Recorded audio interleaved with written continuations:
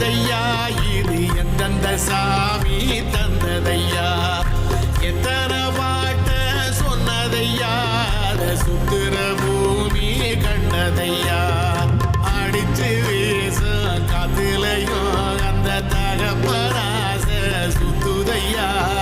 பிடிச்சு பூக்கும் விதையிலும் ஒரு வம்சத்து கதையே உள்ளதையா 100 தலைமுறை சேர்ந்து செதுக்குன ஈர நலம் இது பாறையா வாழும் வரையில்